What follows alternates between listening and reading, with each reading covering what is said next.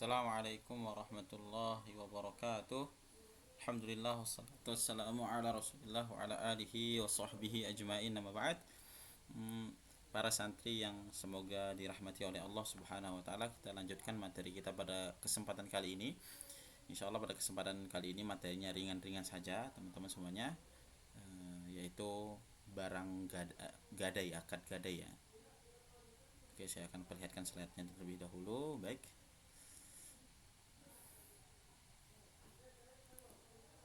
Ya, baik teman-teman semuanya. Pembahasan kita adalah tentang gadai ya, gadai. Di antara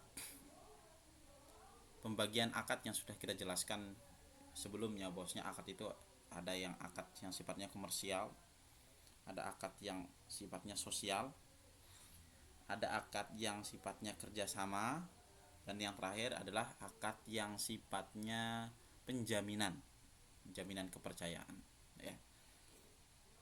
Jadi akad gadai adalah menjadikan harta benda sebagai jaminan utang untuk dijadikan alat pembayaran dari harganya. Ya, dijadikan alat pembayaran atau dari harganya apabila apabila apa? Apabila yang berhutang yaitu debitur tidak mampu melunasinya. Jadi barang gadai ini adalah akad gadai ini akad yang mengikuti akad hutang. Jadinya kalau antum misalkan pinjam uang sama teman antum 10 juta misalkan, teman antum supaya mendapatkan kepercayaan bahwasanya antum akan bayar, ya di antara caranya adalah antum berikan jaminan, misalkan motor antum. Ini motor saya serahkan motor saya sebagai jaminannya. Artinya nanti kalau saya nggak bisa bayar, motornya bisa dijual untuk melunasi hutang saya, seperti itu. Ya, teman-teman semuanya perlu diketahui bahwasanya akad gadai ini adalah akad yang bersifat tambahan. Ya, jadi ada akad utamanya yaitu hutang piutang, hutang misalkan, baik itu hutang murni kita minjam uang atau kita membeli sesuatu membeli sesuatu tapi dengan cara kredit misalkan, sehingga pemilik barang yang menjual barangnya ini perlu kepercayaan, jangan-jangan nanti di tengah jalan kita nggak bisa bayar gitu, maka diadakanlah ada syariat gadai, dan itu dibolehkan oleh Allah Subhanahu wa taala. Allah Subhanahu wa taala berfirman, "Wa in kuntum ala safarin wa lam tajidu katiman farihanun maqdudah." Jika kalian dalam perjalanan jauh dan bermuamalah tidak secara tunai, ya, dia jual beli tapi tidak tunai uangnya, pembayarannya, sedang kalian tidak memperoleh seorang penulis, maka hendaklah ada barang jaminan yang dipegang oleh pihak pemberi piutang. Oke. Maka teman-teman semuanya, Ustadz, itu kok ada kata safar dalam ayat tersebut? Apa gadai itu berlaku hanya kondisi safar? Tidak. Disebutkan kata safar, kondisi safar dalam ayat tersebut dalam konteks secara umum itu adalah kebiasaan umum, dalam konteks kebiasaan umum. Jadi kebiasaan orang yang biasanya nggak menemukan penulis itu dalam kondisi safar. Tapi dalam kondisi tidak safar pun gadai itu berlaku. Oke, gadai itu berlaku, sebagaimana Nabi Shallallahu Alaihi Wasallam pernah membeli makanan dari seorang Yahudi, kemudian Nabi memberikan baju besinya sebagai gadai, dan itu dalam kondisi safar. Oke, teman-teman semuanya, ada beberapa hukum yang perlu kita pegang ya, yang perlu kita ketahui terkait gadai ini. Yang pertama, ya, kita lihat di slide beberapa hukumnya.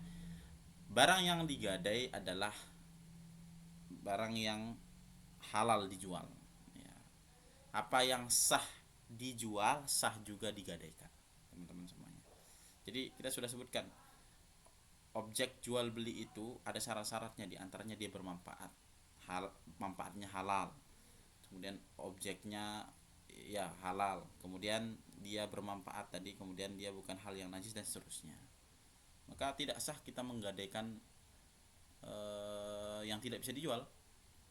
Saya mau menggadaikan masjid aja, Ustaz, kan besar tuh, mahal pembiayaan pembangunannya, enggak bisa. Saya mau menggadaikan tanah wakaf yang saya menjadi pengelolanya, Ustaz, tidak bisa. Jadi yang bisa digadaikan adalah barang yang bisa dijual belikan.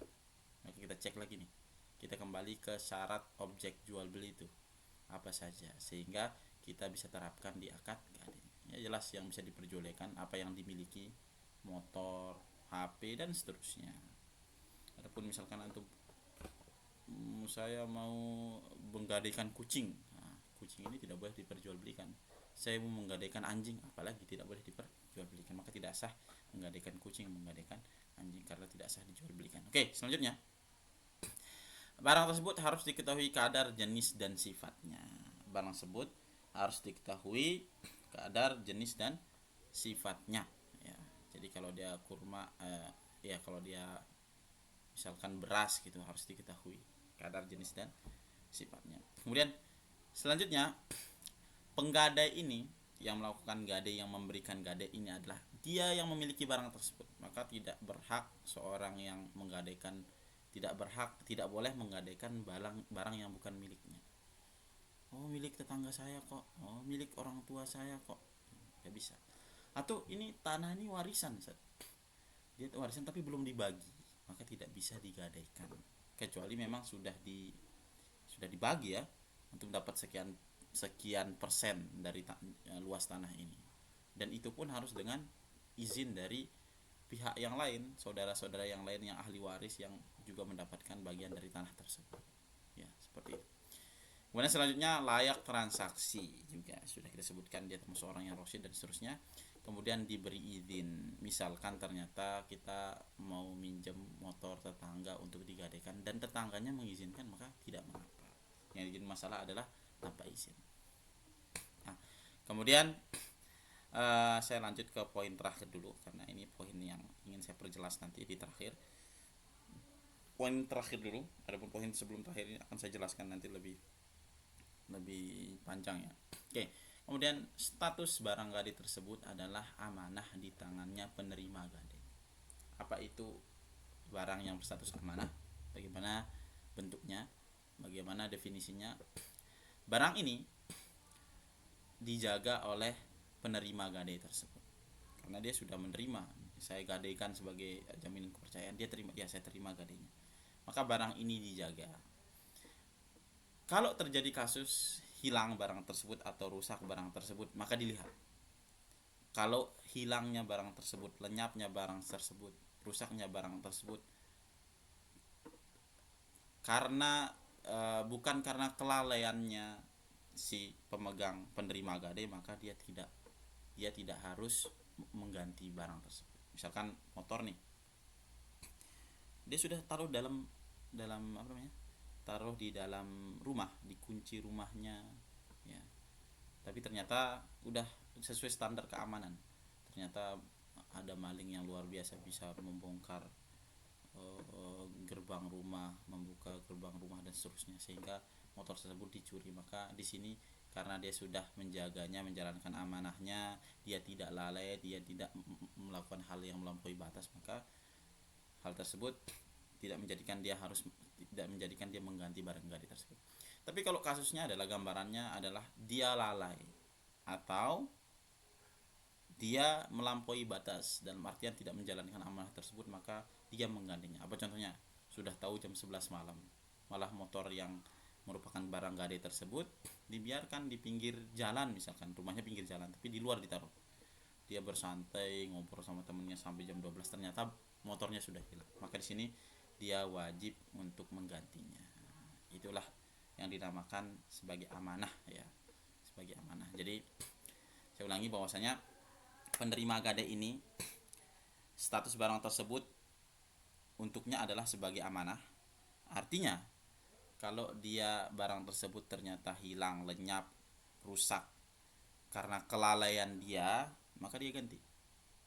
Tapi kalau tidak ada kelalaian dari dia, sudah sesuai standar lah misalkan, maka dia tidak mengganti ya, seperti itu. Dan terakhir yang ingin saya tekankan adalah tidak boleh memanfaatkan barang gadai, menerima gadai ya. Contoh misalkan tadi kasus motor ya, antum minjam 10 juta sama teman antum ya, misalkan Fadl minjem uang sama Muas 10 juta. Muas dan Fadl memberikan jaminan berupa motornya, motor STNK semua dikasih lah. Akhirnya apakah Muas boleh menggunakan motor itu sehari-hari? Apa jawabannya? Jawabannya tidak boleh. Kenapa? Karena ini adalah manfaat tambahan yang didapatkan oleh Muaz. 10 juta uangnya Muaz akan dibayar oleh Fadl dalam 1 bulan ke depan. Kembali uangnya 10 juta. Di satu sisi dia juga bisa pakai motornya Fadl. Dia memanfaatkan barang gadai berupa motornya Fadl tersebut. Maka di sini pemanfaatan motor tersebut adalah riba dan masuk ke dalam kategori kaidah. Dalam kaidah kullu qardin jarra naf'an fahuwa riba.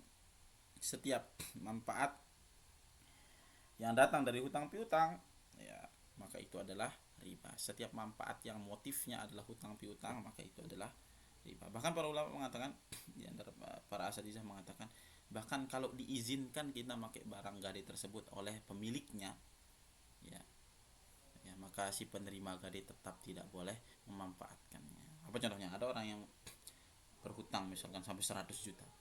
Gadainya apa? Jaminannya tanah saya, sawah saya katanya.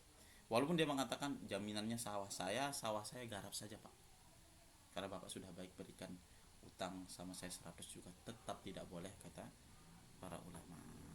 Oke, barakallahu fikum. Ini yang bisa kita sampaikan pada kesempatan ini, yaitu dari materi gadai. Insyaallah materinya ringan.